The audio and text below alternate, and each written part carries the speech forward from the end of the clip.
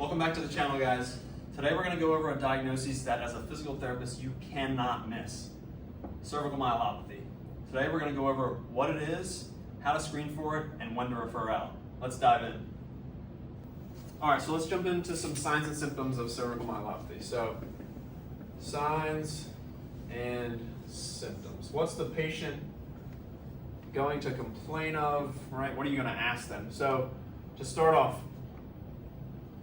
we're looking for some kind of gait disturbance, right? Whether that be, you're asking the patient, hey, you notice if you've been tripping or kind of feel a little more clumsy recently? They might say, yeah, I noticed that I kind of trip over myself way more than I'm used to. So they'll have some type of gait disturbance. They might complain of some hand clumsiness, so not only with the legs but the hands as well. So they have trouble kind of unbuttoning and buttoning their shirt, all right? They have trouble kind of holding their keys, all right? So some type of hand clumsiness, all right? We're also gonna see bilateral symptoms on both sides. And that could be arms, could be legs, they could have weakness, they could have numbness, tingling, all right? But it's gonna be bilateral, both sides. Next, we're looking at potential bowel or bladder issues. They might complain of some bowel or bladder problems.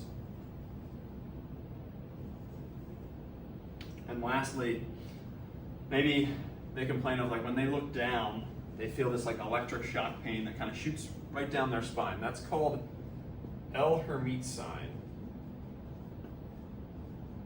But it is the sign of an upper motor neuron lesion. All right, so something to be aware of.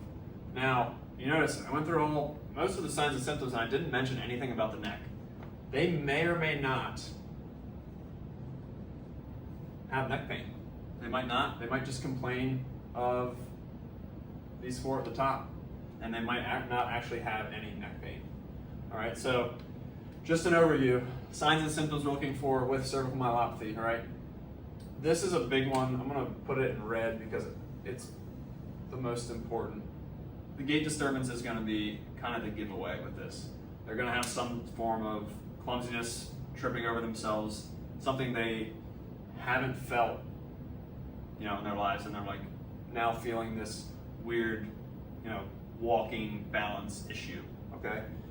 They might have some hand clumsiness, like we said, with the buttons of the shirt, eating, holding their keys. Symptoms are going to be bilateral, both sides. Think either arms or legs or both. They might have a bowel or bladder dysfunction, something's going on there, and then that L-Hermite sign, when they kind of look down, they feel that electric shock pain down the spine. And then lastly, they may or may not have neck pain, so not something they need to have in order to be diagnosed with cervical myelopathy. All right, everybody, so let's dive into some examination of patients with cervical myelopathy. So where do we start? We're gonna start actually kind of as they walk in the door. We're going to look at their gait right off the bat. Now, you might forget to look at their gait when they're walking in, but you can even just, during the exam, have them walk 20 steps out and back just to kind of watch, see how they move. Next, we're going to jump into an upper quarter screen, right? So myotomes, dermatomes, reflexes. We want to assess all of that. When you do reflexes, you're going to find hyperreflexia.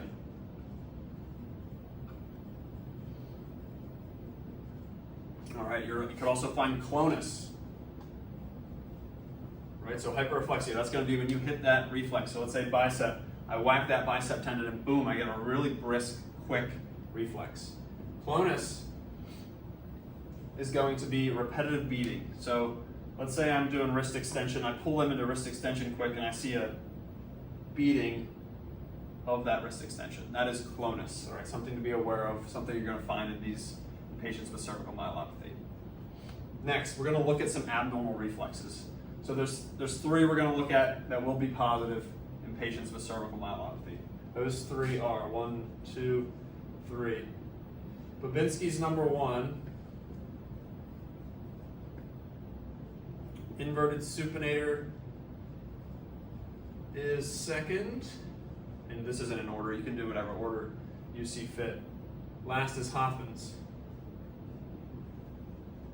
All right, so all of these are going to be positive. So Babinski's, that's the one where you swipe the bottom of the foot, you see that great toe extension.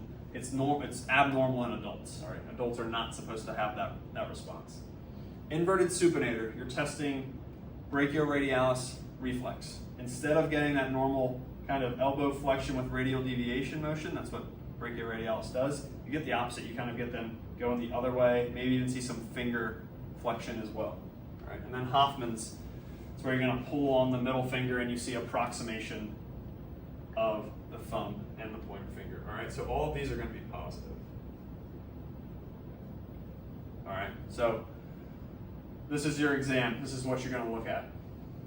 Now, there is a cluster of assessments that, when paired together, provide you with really high diagnostic accuracy in determining whether or not people have cervical myelopathy. All right, we're going to go through that cluster now. So the first part of the cluster is that gait disturbance. Boom, bring it right over. Second, Babinski. All right, next, going right down the list, inverted supinator.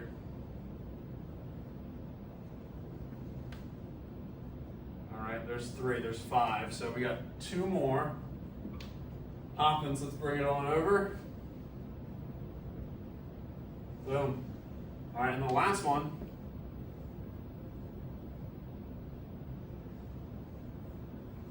just age greater than 45. So this is the cluster of tests that's going to help you diagnose someone with cervical myelopathy. All right, so the statistics behind this are, if 3 out of 5, just 3 out of 5 of these are positive, the likelihood ratio is 30. 30.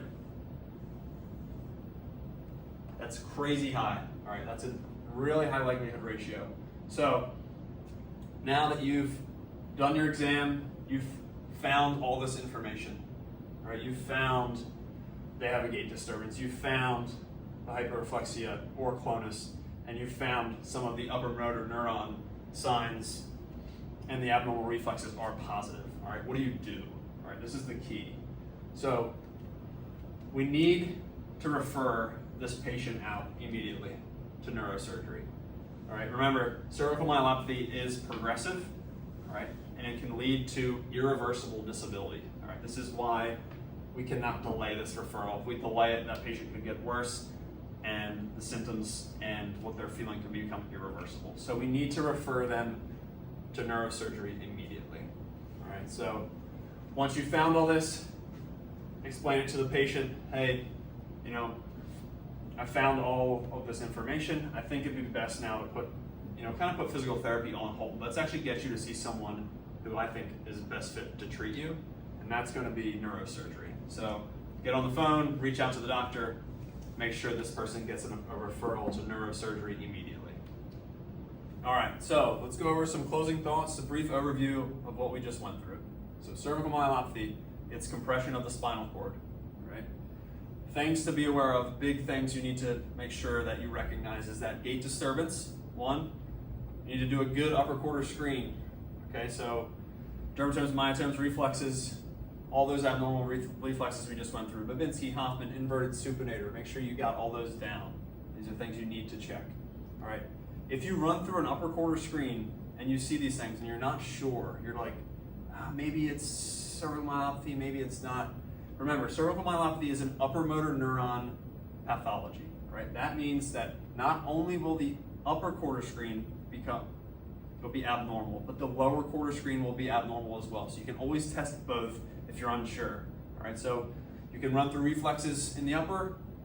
Not sure, run through them in the lower. If you also find clonus in the lower and hyperreflexia, that's another kind of addition into your examination. It'll give you some more findings that'll kind of point you more towards the direction of cervical myelopathy.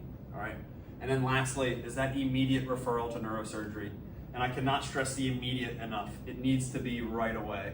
Remember, any delayed referral can lead to irreversible disability in these patients. So we want to make sure that that referral is as soon as possible. Thanks, guys. If you like this video, please comment, like, subscribe. We'd love to hear your thoughts. If there's anything else you guys want us to do, any type of content on, please feel free to put that in the comments section. We'd love to produce more videos for you guys. Thanks so much.